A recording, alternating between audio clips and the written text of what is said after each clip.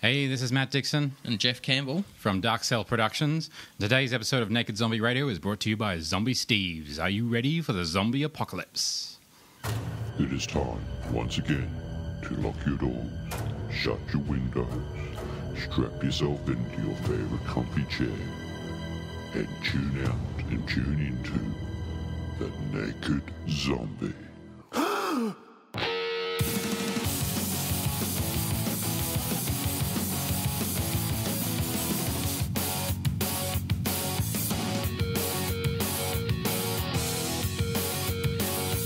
G'day boys and girls, and of course, welcome to another episode of The Naked Zombie, the only radio station in town that makes people want to walk in front of a bus.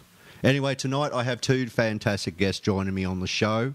They are creators and owners of Dark Cell Productions. Please welcome to the Naked Zombie studio, the cardboard box we all know and love. Please welcome Matthew Dixon and Jeff Campbell. G'day, boys. How are you? Yeah, it's a pleasure to be mate. here. I've been looking forward to this. Yes, and so have I. And what an auspicious occasion, episode 69. Yes, I mean, that had to be brought up for some reason. I don't know why. know. Thank you, Matt. You've made something quite obvious to everyone out there. It's the naughty number 69. Absolutely. Bill and Ted's favourite number. I like it. All right, guys, so thank you for joining us in the cardboard box tonight, as I've affectionately called it. Thanks to Woodsy. Now, Dark Cell Productions, let's go right back. Yep. Back, and you know I'm very animated, and I'll start talking away my arms around that everyone can see on Radioland. How did Dark Cell Productions come about? Oh, let's go back to 2008. And I was watching lots of horror movies and remakes. And, you were talking about last episode, the evil devil creating remakes of horror movies. Yep. And my wife got frustrated with me saying all the time, well, why don't they do this? And how come they're doing that? And why can't people make a good movie? And she just turned around to me and said, well, why don't you do it yourself? And I went, why not? Nice. And so I got some friends together and we started Dark Cell Productions, and we were going pretty strong until we took a bit of a hiatus for a while. And then at the end of last year and the beginning of this year, I said, let's do it again. And this time, let's bring horror and blood and guts and gore back to Brisbane. And I'm going back to, Vincent Price era movies and the original Night of the Living Dead kind of stuff, Yep. And so I got a team together that I knew from students I used to teach Yep. and all that who were in the entertainment business. We came together and we started producing novels, graphic novels, and movies. The comic books, the The graphic comic comic books, books, yeah.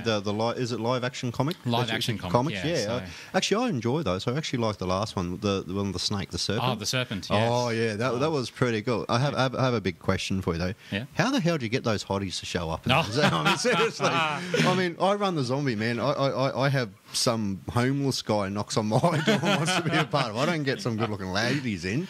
And in fact, the wife really wouldn't approve anyway. No. So that's great. But See, my wife only approves because she knows there's no chance of me ever getting one of them. I just don't tell my wife. well, she knows now. Just speak louder into this book. No, that's fantastic, guys. So, and it's great to see that you're actually getting local talent involved too. You're actually getting Brisbaneites, people who, your actors and your produce, everyone who wants to be a part of some sort of production and who's happy to donate their time and effort That's it. to doing it. I mean, it's a lot of fun, isn't it? It's good fun, and it's all about the passion. Yeah. You get the people in, and the way we do it, we get the people in who are actually passionate about it and not about the money. Oh, because there is no 'cause money. There's no money. I know that all too well. Yes. So we get some great talent coming in. The likes of Graham K. Furness and Daryl Plumridge and people like that who just love the genre and want to be part of it. And it's fantastic to get these people. Graham's in everything. He is, isn't he? Isn't he? I mean, he's just everywhere. Graham, look, I've met Graham. Probably will remember me, but I met Graham a couple of years ago. I actually got asked to do the 48-hour film festival where I played I was bald, had the mow and goatee, and I was dressed in a suit, and I was playing a mob boss. Sweet. And I think I was about 20 kilos heavier back then too. I was a big boy. And that's why I met Graham, and I sort of got to know and talk to him. I actually started following him a little bit. Oh, because he posts all this stuff. Like he reenacts scenes The latest one is The Godfather. He's doing it. I'll give the guy his kudos, man. Yeah. Look, I reckon he's mad as a half-cut snake, but he puts a lot of effort in everything he does, and he just loves being in front of the camera. But he's done quite a few TV commercials too. Yeah. And he was on the Big Brother fake. I'm a Celebrity, Get Me Out of Here. He was in that as well. Oh, was he really? Yeah. So he's been around. Brisbane Celebrity or? Good. No, good on you, Graham. If you listen, mate, look, I love your work. You're doing a great job. Yeah. But, I mean, that's fantastic. You've got all this great talent that's just put in there. Now, how did you find these people? Well, to start with, our main mission was to get people and help them build their folios. So, they're people who are getting a start. And I started with students I used to teach. Yep. So I knew people like Caitlin Stewart and teachers as well, like Amberly Sutton, who were people I knew and I knew were into that business. And then they had friends who came along, and then we put a casting call out with the story. Through Star Now and all these local Brisbane talent, and then from there they told their friends, and it's just sort of grown from there. And you have people knocking on the door waiting to come in and be a bit of a celeb on the Duck Cell Productions. It's incredible. We had to replace a cast member recently, because she's been snapped up by Hollywood, and as they all do. Just remember that, folks. If you go on Dark Cell Production, there is a possibility that someone will notice you and steal you. I've been waiting for 15 years, and I just mustn't have Your it. time to shine is coming, Brad. Oh yeah. yeah, mate. You can only polish a turd so much before it shatters. So you got all these great people coming in and doing everything. Yeah. Now, how did you come up with the stories? I mean, the Ghost of Victoria. Let's talk about Ghost of Victoria Park. This is your latest project. Yes. And I've actually got, if you haven't seen it, you can go across to, if you listen on the website, go to the Facebook fan site, you'll see the teaser for it there. I've posted it up. Now, I know Victoria Park very well. Me and you first met there. That's right. Remember we met there late that night amongst the bushes or something? Yeah, that's right, your students. We're not going to talk about that. The students are listening. Oh, damn. Where's the delete button? Shame. Where's the PowerPoint? No, but seriously, we first met. We spoke. I was running, I think, Ghost Hunters Australia. Ghost Hunters Australia. I mean, that was a lot of fun, but gave up on that. Yeah. And I met you there and that, and it was great. And we got to explore the tunnel. Yes. And this, I guess, from the tunnel to the Ghost of Victoria Park. But there's some truth in this, though, isn't there? There is. I looked into the history of Victoria Park, and when I was doing my research into it, I discovered murders and suicides going on from the 1840s onwards. Yeah. And I thought, this is spectacular stuff. We need to get this out there. But why not turn it into a movie and make it into a good horror movie?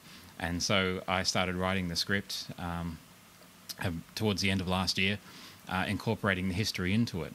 And so that's where it came from, was this passion for the history of Victoria Park.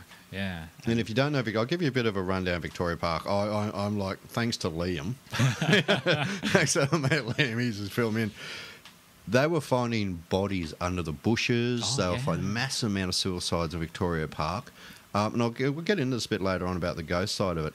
But a lot of murders around that general area, not just Victoria Park, around the central area of that place itself. Right. Yeah. But the ghost side of it sort of comes in because they do reckon that place is haunted to buggery. Oh, yes. It's near the tunnel, and we've both been to the tunnel, which is now closed off, and which is wrong. Yeah, Thank you, Captain Jack. Captain Jack. Yeah, we think. Anyway, shh, it's gone quiet. So that's all been which is a shame, because it's a good learning ground. Yeah. While you were filming, I got to ask this question for all the listeners out there, because I want to know, Kate, these guys are going and filming a spooky ass location. Yeah. To starters, it is at night. It's not the most. It's not somewhere you want to take a date. Put it this way. Definitely not. Unless you're into that sort of thing, I don't know. But did you come across any strange events while filming there? Well, we haven't filmed there, so what we've taken another location and turned it into Victoria Park. Okay. Yeah. Especially since they've locked it off now. So which they have locked it off, which is an actual shame. But, I can tell you we've had some interesting experiences while filming there in the past, though. Oh, yeah. So, look, I can tell you one time where I was on camera and I bent down to pick something up. my shadow didn't move. And I stood up, and my cameraman was pale. You're kidding. And I went, what's wrong? And he's gone, I think it's a trick of the light. I'm not quite sure. So he convinced himself it was a trick of the light. Yeah. So we played it back, and I leaned down. My shadow remains standing on the wall at the back of That's tunnel. not generally a good sign there. No. You shouldn't be aware of this fact, old mate. You should have some sort of information. So yeah, so we've had some really interesting and even in recordings and things, you can hear voices, and so they say, oh, it's acoustics coming down, but the voices are actually responding to what we're saying. They're actually responding to the actors. Yeah, well, in a lot of sense. I mean, like, because they're reenacting. Yeah. I guess a lot of the because part of the stories, and you always need creative license when you do a movie. Yeah, yeah. But there's always an element of truth in these things. It's like when the Spook Boys did the Death Tunnels. Yeah. Like Waverley. Yeah. They originally, when I had them on the show, I was speaking to them about it, and they actually said they had all this weird shit going on. In this whole event while filming, there was like the shower scene. You see this person stand behind the shield, and they weren't going to say anything because he wasn't meant to be there. Yeah. So you got all these weird events that happen, but they were responding to the actors because the actors were replaying events that possibly did happen. Yes, yeah. Whether it's through coincidence or anything else, this is really cool stuff, and this is what I love filming this sort of stuff as well. It's mind blowing, isn't that right, Jeff? You said nothing so far. No, that's right. It is mind blowing. It's very exciting stuff. I'm going to pull you out during the show. Rise up, come on now. Rise up, feel the love. I shall save you with the saving power of Jesus. Come on, come out of that shell. Come on, do demons out for me, because you do that better than anyone. I have exorcised the demons. I have exorcised the demons. Yeah, that's it. I love that. I can never get enough of that. I've heard it so many times now. I think we're mucking around here. Sometimes when you're talking to someone, that's what I first heard. Actually, I'm going, oh God, what have I walked into? No, but I mean, we're all mad. This is a great thing. Now, filming. When is the movie coming out? Well, we're taking our time with it because we're doing it out of passion. So we're filming the full feature in June, July. Yep. And then I'm handing it off to our awesome editors, so Chase Montgomery and Jaden Pittman. Yep. And I'm saying to them, I want something really good, so take your time. Yeah. So I'm not going to a deadline because I don't want to pressure them. No. And so it'll come out when it comes out. I like it because we're doing it out of passion, and we want it to be absolutely perfect. Now, when it is released, and that, are you thinking about taking it to the Cannes Film Festival and places like? Are you just going to show it locally? Because is the Tribal still going, or have they shut that down again? I don't know. Because the Tribal Theatre was a great place to showcase movies in that sense, if you know what I mean. Because a lot of art house movies, a lot of local productions were showed at the Tribal Theatre. Yes. So it'd be interesting to see. I reckon, mate, you should have a screening of it. I think you've got something lined up, haven't you? Well, we're talking about lining up a screening right now. So once we get it done, we're definitely going to find a cinema and show it in the cinema, and then we'll look at the possibility of a distribution agent. We're talking about distribution, but that agency is waiting to see the finished product. Of course, I mean that's the thing. Yeah. And there is nothing wrong going straight to DVD. Yeah. I'm seriously, because people think, okay, something goes straight, because this is my film side where I sort of had the experience. Yeah. You'll find in a lot of aspects, especially with the smaller movies, that's where a lot of revenue is made. Yeah. Because people like the DVDs. People rather like watching the stuff in their own homes and stuff like that, or go and hiring it from a video store or something. The Innkeepers, which is a film I actually quite enjoyed. Yeah. That's DVD, and that was a brilliant film. I don't know if others like it, but I really enjoyed that film, and that's straight to DVD. And there, you've got a great following there, and a lot of money in that market. So, yes, there is. Yeah. I mean, mate, but the world's oyster when it comes to producing your own flick. Yeah. You have your own creative rights. You can do what you bloody hell like with it. That's exactly right. And how good. Now, you're talking about gore. Yes. And I'm a bit of a fan of the old gore porn. Yes. I don't mind the old saw every now and then. Can you spill the beans a little bit of what people are? No, I don't want to give away the movie at all. Yeah. But I'm sure people, to get them excited about as I am. Oh yeah. Can you give us a bit of a rundown what sort of action we're going to see in this movie besides the hottie I saw on the right end? So if you want to see the hottie on the opening credits, just go to my website, see. Sorry. We've got we've got an excellent team there with Caitlin Warland, who's running the whole special effects, and she's being backed up by Elizabeth Bashford. Yes. And so if you want blood and gore, we're working on a slit throat scene to go with it. We've got another scene with where we've got the stabbing. We've got a lot of blood and gore. We're investing in a lot of fake blood as we speak. So you basically got the old bike pump filled up with blood and go.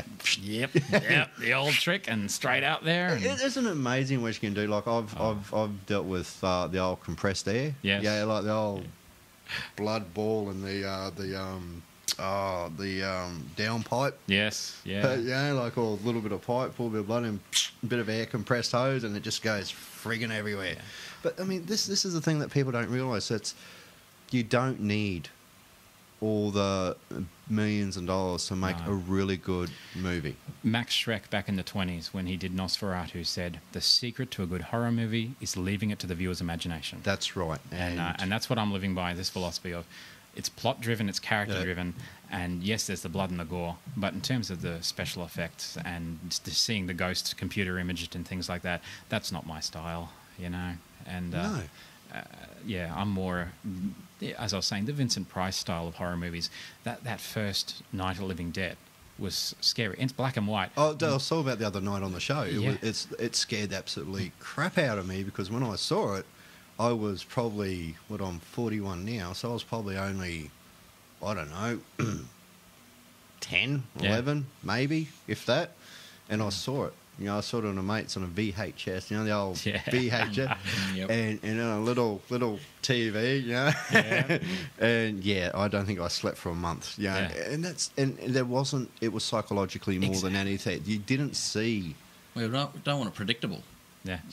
All the latest stuff's predictable. Oh, yeah, and you know it's got. Like, some guy's got his head in a glass box with a shotgun. What do you think's going to happen? Yeah, exactly. You know? Yeah. You know, he breaks out in song or something. No, he loses his head. So, but psychological and I love that sort of thing. I love the movies that make you think. Yeah. And I've spoken to quite a few people about this. Look, don't get me wrong, I like a good old slasher flick, as much as anyone, because you can put your brain in neutral and just enjoy the whole genre. Yeah. But I really love where you got to think about it. Yeah. You think, well, what the hell's going on here? Why is that got that turn, or why? And that's what I'm expecting from your movie, mate. You know, it's like your guys' movie. Sorry, Jeff, you're like a little mouse sitting there quietly chewing on cheese. You know, I like being behind the scenes. And it doesn't work that way on the show, man. I tell you right now. I'm dragging him out of his shell. He's going to have a cameo in the movie too. Oh, so. Good stuff. Yeah. And can you give us a bit of a rundown, mate? What you'll be doing on the movie? Bit of a hint.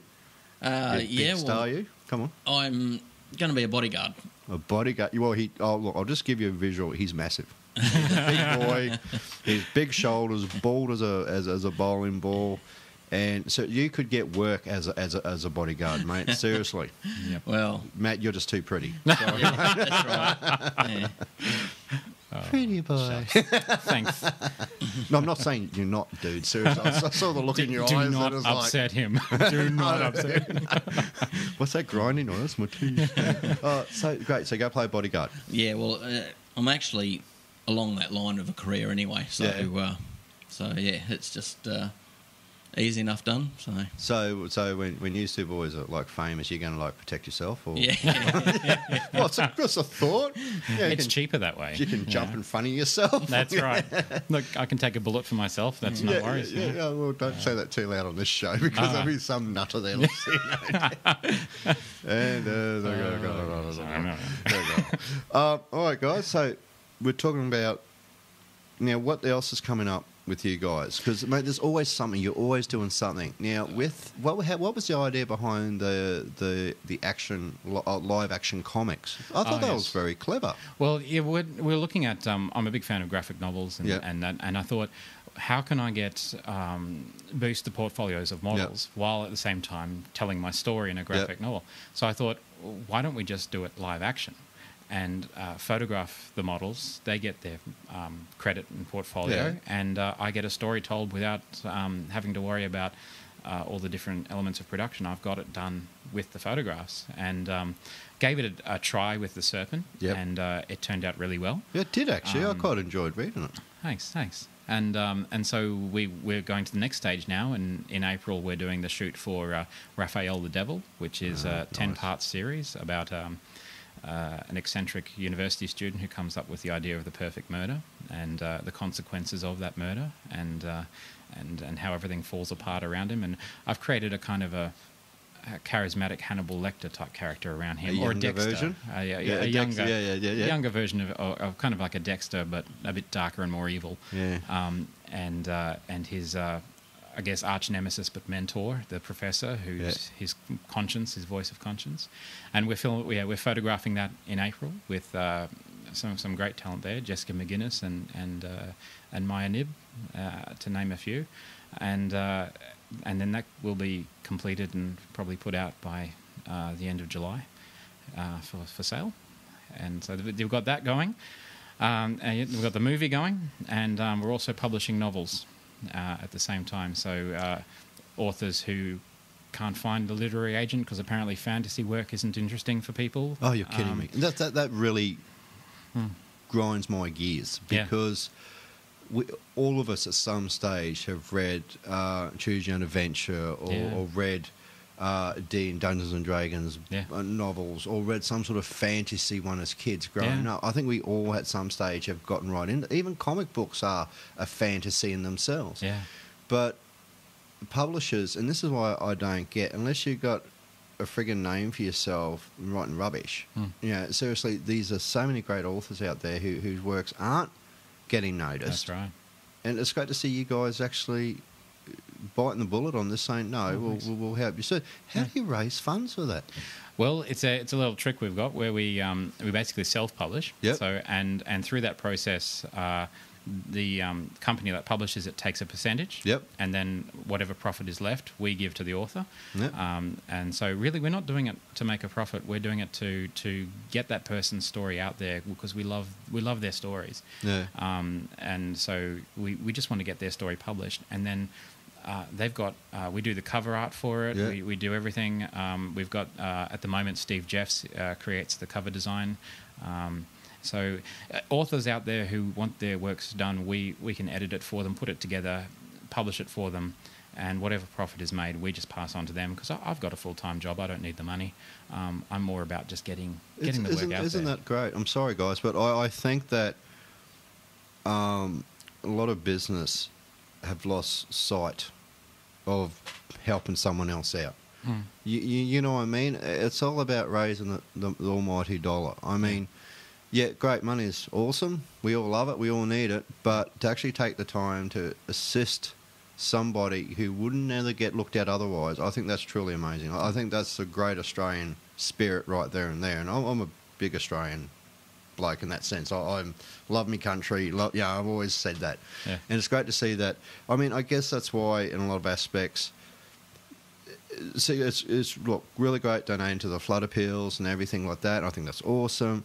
But there are so many struggling people out there who have such a great talent that unless it's guys like you, will never see the light of day. Their work will never see a mass audience, which could lead to a good future for them. Exactly. To be self-made. And all it takes is someone to go, hey, listen, we'll give you a hand. We don't want anything out of it, but we'd like to see you get ahead. And to me, that's more reward than anything else on the planet. To actually do something for somebody else and don't expect anything out in return. That's it. It's a good feeling. The feeling's better than actually what ends up in your bank account at the end of the day. That's it. That's what I'm very much like that myself, I guess, in that sense.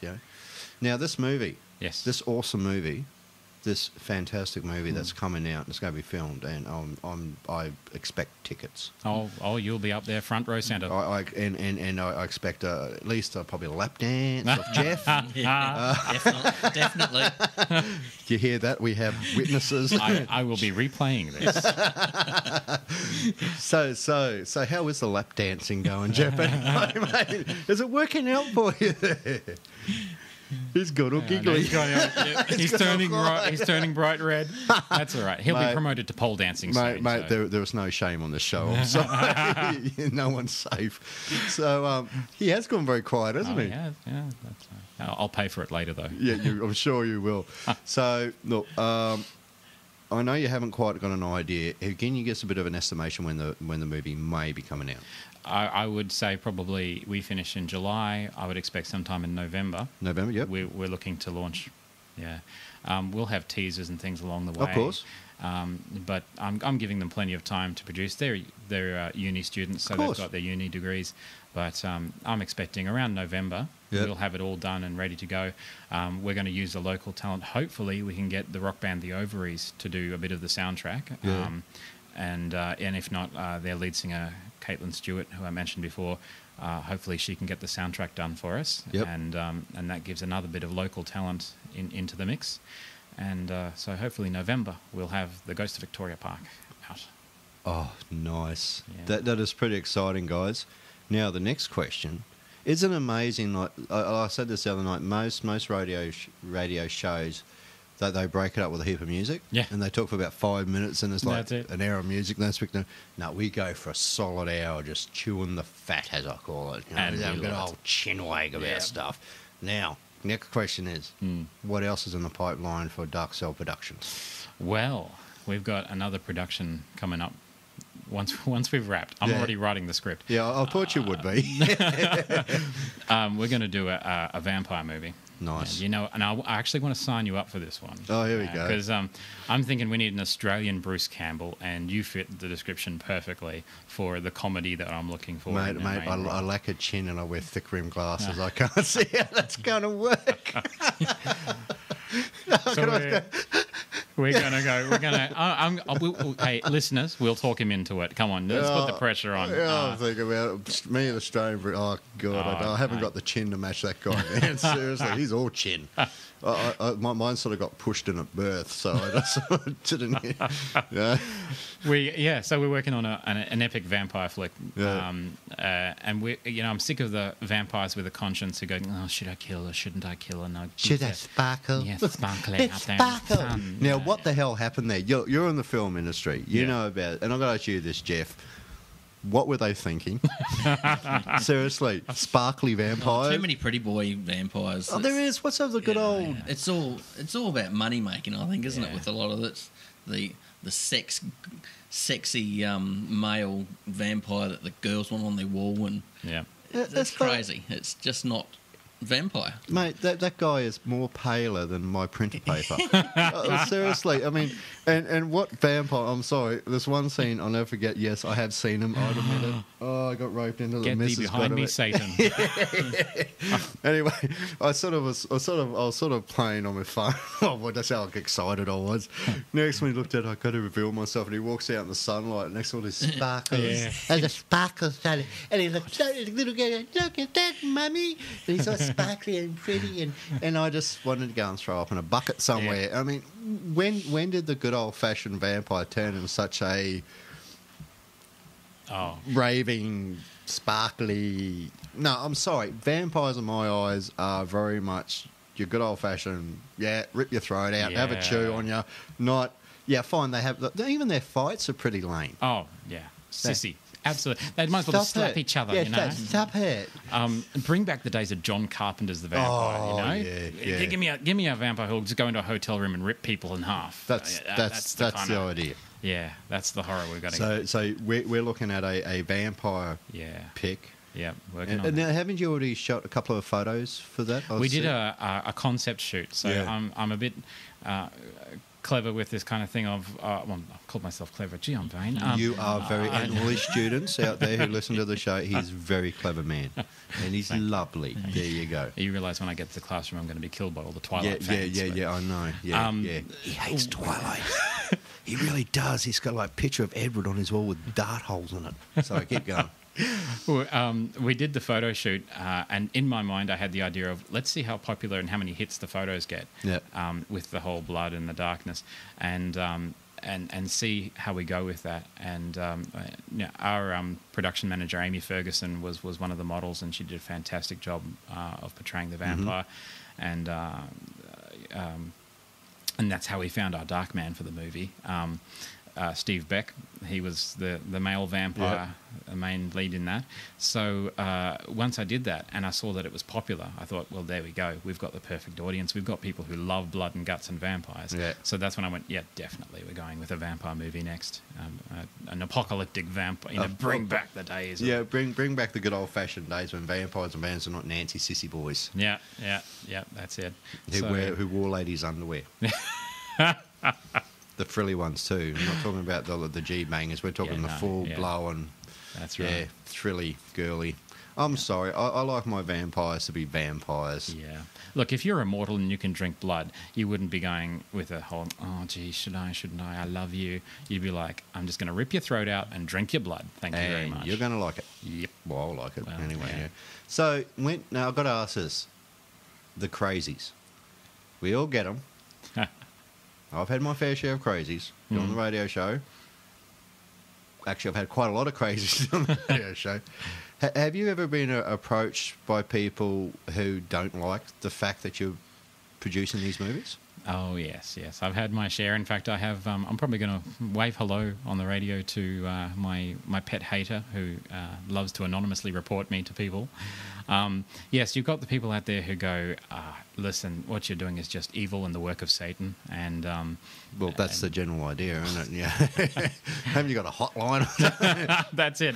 All I need is the horns, Yes, I have encountered those people who don't like what I'm doing and have actually tried to sabotage what I'm doing. Yes. I mean, which is a shame. I mean, everyone's entitled to do what they want. Yeah. And in a nutshell, as long as you don't hurt anyone in the process, and you're making a frigging movie, for Christ's sake. And if the others don't like it, don't watch it.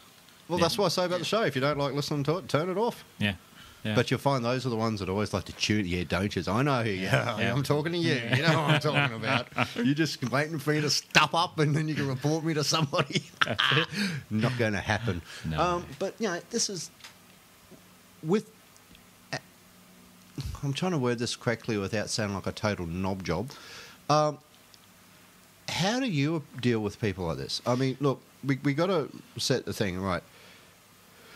Being the man that you are, and you are religious, based and stuff like that, and I have full respect. You know that I'm about as religious as my printer, but in saying that, you have a religious background. Yes, I do. You love what you do. I do. I love it. Why can't people just go, well, that's another side to that person? Yeah. I mean, there's nothing wrong with that. There's nothing wrong with having another side or another passion or love. I've tried to explain to them, God gave me this creative ability, and I'm going to use it to the best of my ability. And, I explore good and evil in everything that I do. I create an evil character, yes, but I always create the other side. But, yes, these people... I try to respond with love, and I try you do better than I do, mate. My love involves a shovel. My experience as a classroom teacher is the best way to control this kind of situation is with humour. Yep. And with a bit of a smile and a bit of love, and if they continue to hate, I'll just continue to love until they're so sick of me being nice that they leave me alone. Hopefully. Dude, seriously, I can't be nice. I tried nice once and it backfired on me horribly. I ended up with 2 kids out of it.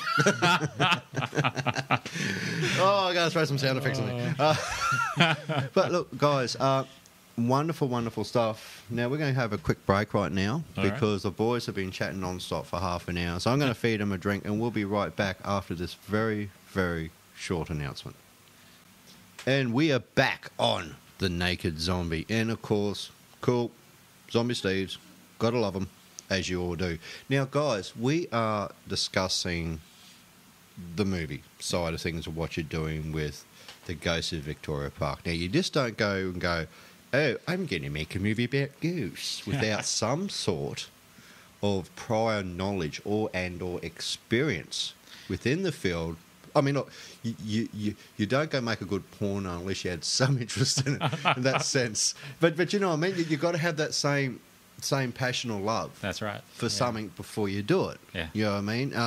I'm still trying to work out how I got on the radio because I have no idea. But what inspired you in the sense where, okay, I'm going to start producing really cool movies and graphic novels and live action comics and all the rest of it. Yeah. There must have been some point that your interest led before that side of things. Yes, definitely. In fact, that's how Jeff and I met each other, was through...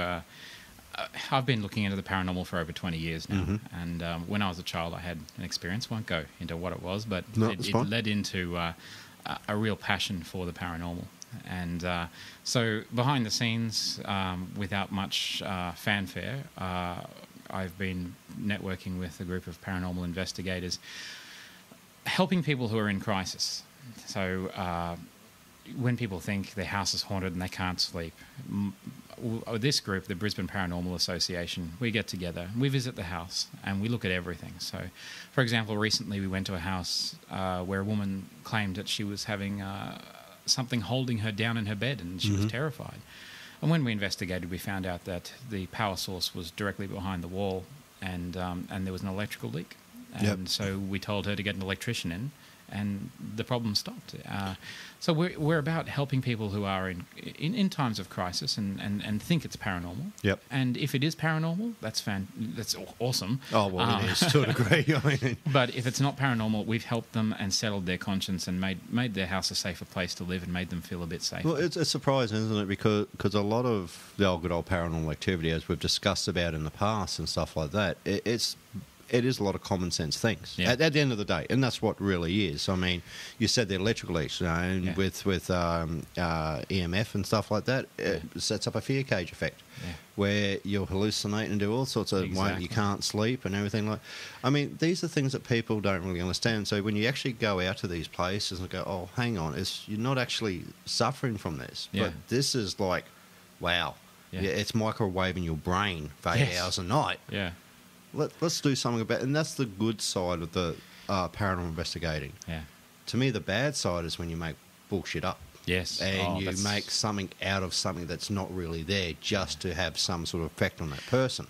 And this is why, like, we don't take payment for what we do. So we'll go to a person's house and we'll be there till 3 or 4 o'clock in the morning. Yeah, remember those days. And we don't take payment because sometimes when people pay, they expect a result like, I want my house to be haunted. Yeah. And so we go and we say, listen, this is what it is. The classic case, and the one that really scared me, and I thought, this is freaky. We went to this Queenslander, and it was a sort of a double Queenslander shared. And about 3 o'clock in the morning, they said you can hear footsteps down the hallway, and the door at the end opens. And about 3 o'clock in the morning, I heard footsteps going down the hall, and the door at the end opened, and I was really excited. Yeah. But then I noticed that next door, the house that's connected, the light was on. So we went next door, knocked on the door, and 3 o'clock in the morning, but the person opened the door, and I said, you're awake? Can I just ask you a favour? And they said, yeah. Can you just walk down your hallway in a minute when I go back inside? And sure enough, it was the person walking down the hallway of the house next door. The noise of their footprints was coming into this hallway, and the vibration caused by it was popping the door open. and the person went, oh, thank goodness, that's what it was. I can relax now. And they fixed the door and no more problems. No more problems. Yeah. And this is what annoys me about the hype of the whole paranormal field. And you've experienced this firsthand. It's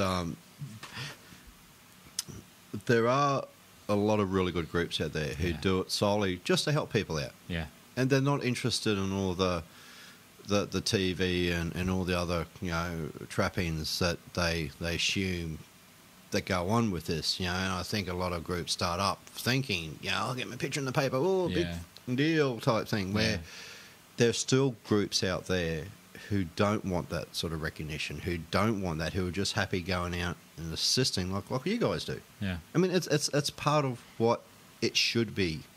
Exactly. The main reason why you should get into it in the first place, because you think, okay, I've got a talent in something, I can work stuff out for myself. Let's go and see if we can do some good for a change. Yeah. And it's great to see that you guys have actually taken that on board.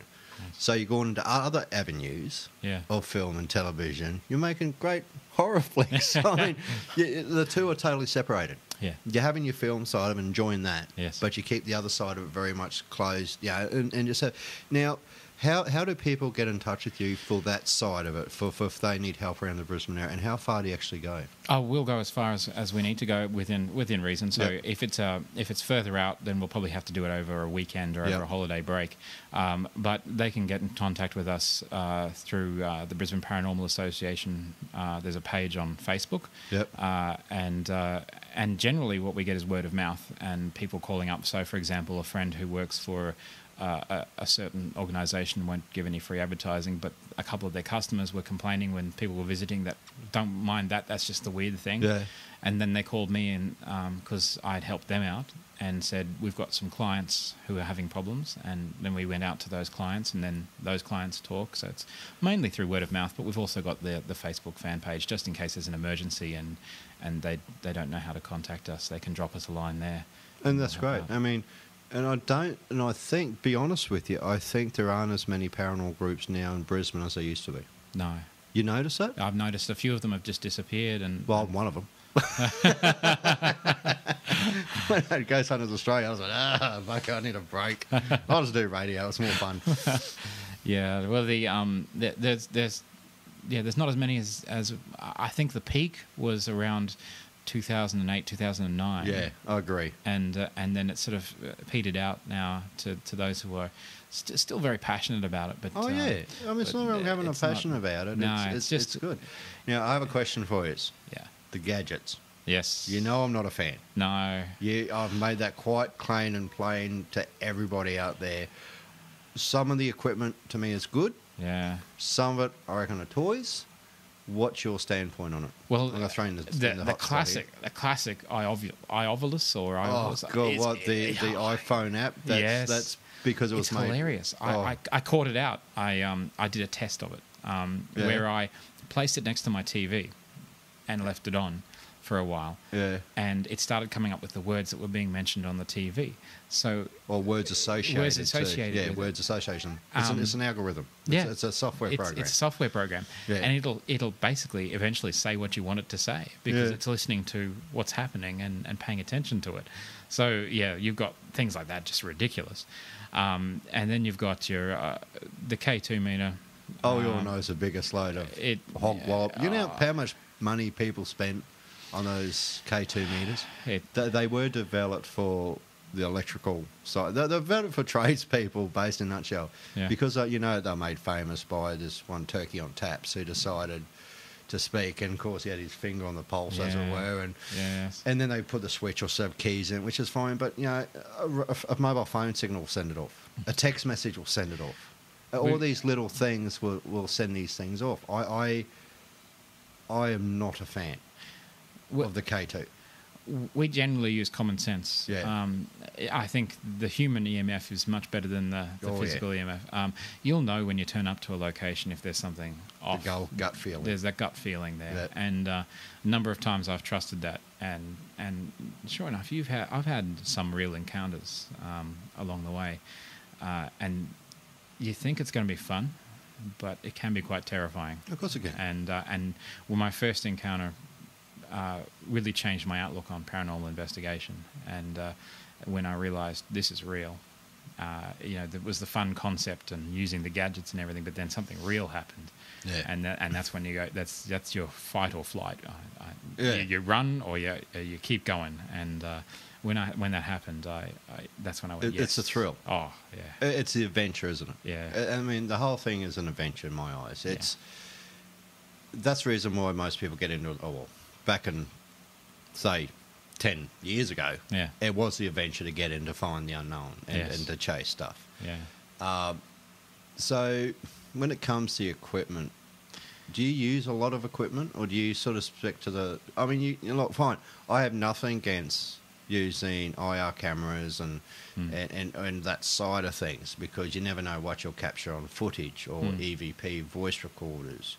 I'm talking about the millimeters and all the rest of it and the voice stuff. And do you reckon it's any good? Look, we tried once using like the radio scanner equipment and things like the that. white noise and pink But noise setup.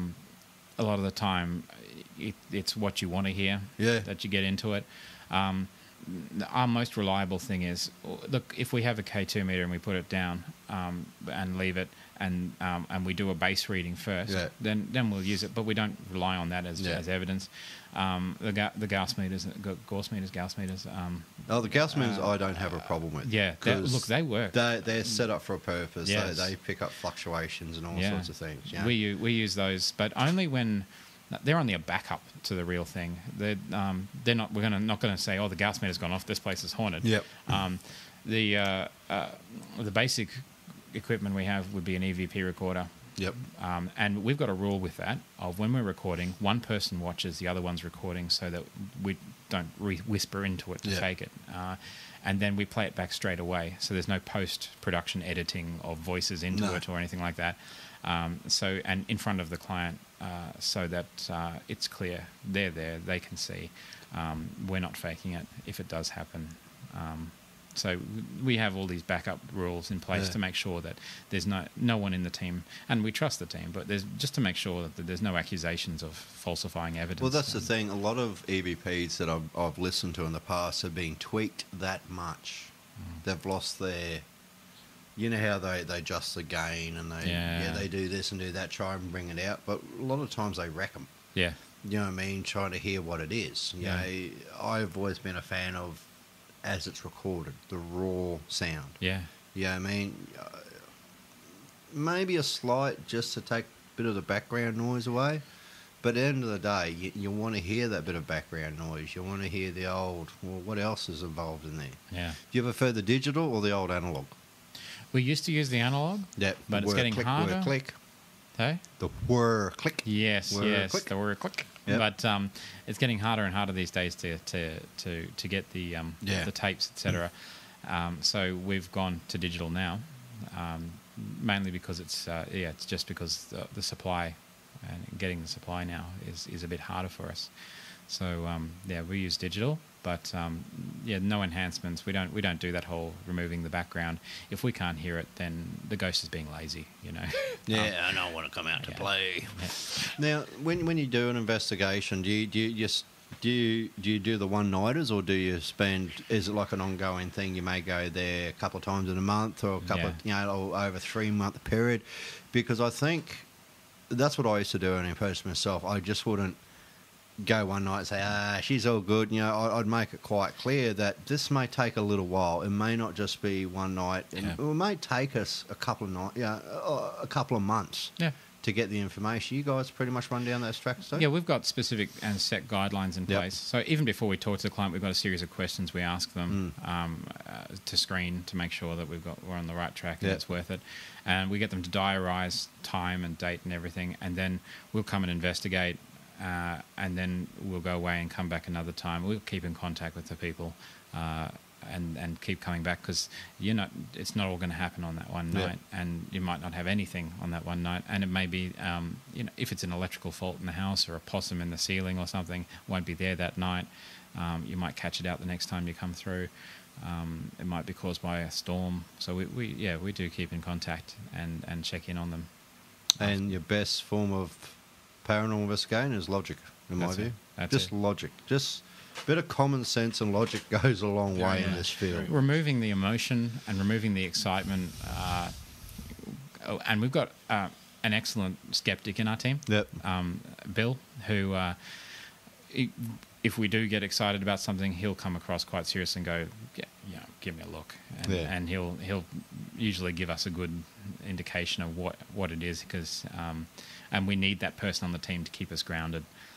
He's only been stumped once. Really? And that was spectacular. Nothing like a spectacular stumping, is it? I've been stumped plenty of times doing this job. The one time I got him, 6 of us witnessed it, and all 6 of us could not come up with it. And we tried to recreate it. We tried everything.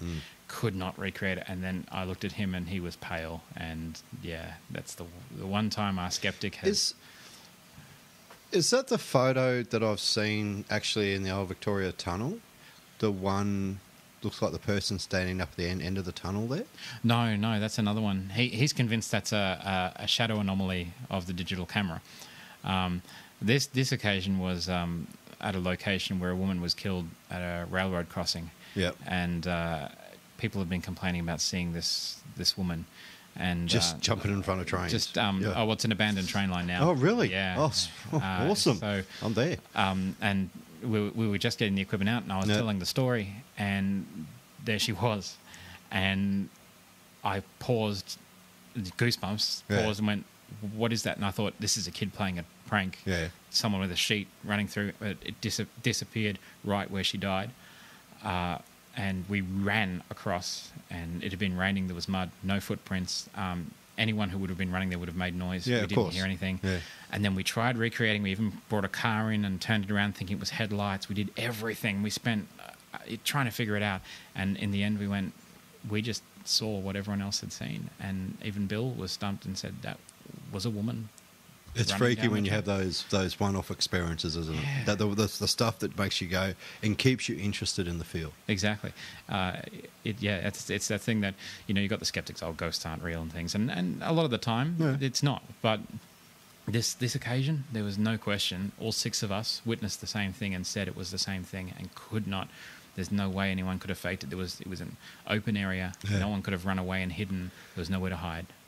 So, Awesome. Hey, listen, just a quick question, gentlemen. I'm heading out to Slaughter Falls in the next couple of months. That's our old haunt. Oh, that place. You interested in coming out with us? We would love to. Excellent. We were actually planning on going there ourselves. Yeah. Well, I we've- thought... Sure, yeah. We've got it. I don't know if you've seen the photo we caught there. No. We took a photo there. It would have been about 2 years ago. We brought a dog along. Haley, one of our investigators, brought her dog along, and it started to react to something. And we took a photograph. And in that photograph, there is definitely a person sitting on the rocks with their hands curled up at their and watching us. Oh, and, yeah, okay. and we've always wanted to go back, but the last time we tried was the Great Storm of November last year. Yeah, and it always We throws almost it. got killed. we almost got killed by lightning. And, So anyway, I'm getting a few. We've got a few listeners out there who are really keen to go on Slaughter Falls. I thought if a group of us go out camping there Yeah. for the night or something like that, and just take the basics. Yeah. You don't want to log too much crap with us, but No. just take the basics. I'll take out my portable voice recorder, like my good one, and see if we can pick up some cool EVPs or something. Can do a bit of a show out there and get people's perception and that, and put it up on the radio Great. show. There's so much history. There's the murders. There's the suicides. Suicides. building. It's basically Suicide Central of the 1920s and 1930s. And then there's the murder of the boyfriend and girlfriend just outside. There's so many See, a stories. lot of people there. won't stay the night there. That's the thing. A lot of people who have camped out at Slaughter Falls don't No. make it through the night. Yeah. They yeah, literally don't. They get in the car and they go. Yeah. So I'm very curious to actually, because Liam's keen as mustard. Yeah. Your mate Liam. So he's keen as mustard to come out. So, and we've got a few other zombie listeners have shown a lot of interest in coming out to Slaughter Falls. Now we're looking about a month's time. Oh yeah. Once I get a bit of free time, so have a night off.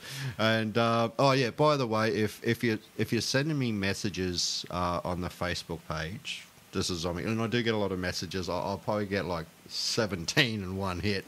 I'm not being rude if I don't answer you straight away. I'm either running around the house, cleaning or cooking or playing with my sons, and then I'll jump on there like 15 minutes later. Type, and get back to it, then I'll disappear again. So I don't think I'm trying to ignore you. I'm not. I'm just very, very busy. And I try to answer everyone's questions and stuff like that, but I like to spend the time. Like speaking to you guys, I won't sit there. Yeah, keep talking amongst yourself. Tappity tap. Yeah. Sorry, what was that? But guys, we've just about come up to the end of tonight's show. Oh, so much fun. It is fun. I know. I've got to stick to the. All right. But before we go anywhere, so that sort of brought you the process into what you do now with Dark Side. Now, how can people find your website, Facebook page, and all the rest of it? And if they're an aspiring actor, Yes. like I don't know, some guy with awesome thick rimmed glasses and a debonair baldy thing happening, how do we get in contact with you guys to? If you may have something coming up, if you could use an actor or use production crew or something like that for a bit of training or whatever. Yeah. You can hop on our Facebook page, Dark Cell Productions, Facebook fan page, and drop us a line there. Or you can email us at darkcellp@gmail.com, which is our email address. If they want to drop us a line there, that's great. And there's also our webpage, darkcell.weebly.com, where all the contacts are and everything as well. So, yeah, just make contact with us. We would love to help you in any way we can. And I will create something for you if I haven't got anything. I will make it. I will make it. And look, and that's great. And this is a side of what I love about it. You know, like the whole spooky ass crap that we deal with on a daily basis is just getting out there and helping other people achieve their goals. That's right. It gives you a good feeling, if you know what I mean. Yeah. So anyway, gentlemen, I'd like to personally thank you for coming on tonight's show. It's been a pleasure. Matt and Jeff. Thank you very much for having us. No, look, it's been, and we all managed to squeeze into the cardboard box, so it's a bit wet outside and leaked a bit, but just be careful where you put your hands there. I've gone quiet now. He's blushing. He's blushing, ladies and gentlemen. No, I'm not. I'm taken like a manly man. Guys, and also, folks, don't forget, jump on their Facebook site, jump on their website, check out what Dark Cell Productions are doing, check out the actual trailer, upcoming, the photos, the graphic novels, the live action comics. You'll find all those on the Facebook site, and you'll find past links on the fan site of Facebook. You can go down through the history, you can check out all the stuff they've done and meet all the fabulous people who are involved. And also, don't forget, you can check out the Naked Zombie Facebook fan site as well. Go on there, hit the likey button. The more like you get, the less chance I get hit by a bus. I go, oh, look at that, they're all starting to disappear, all my likes are going. Oh, God, it's late at night, it's Friday. Thank you, gentlemen, again for joining us on tonight's show. It's been great. Thank you very much. You're very welcome. And thank you, everyone, for tuning in to Naked Zombie Radio. I am, of course, your host, Brad Scott. And don't forget to tune in and check out the other shows and check out the past history, as it were, in the archive section of the website. And if you have any interesting questions or comments that you wish to put through to us, I am always happy to answer them in the way I typically do. And if you want to troll me, try. All right, guys and girls, have a good night, have a safe night, and you're out doing stuff to each other. Make sure you don't get caught. I'm Brad Scott, and you've been listening to The Naked Zombie.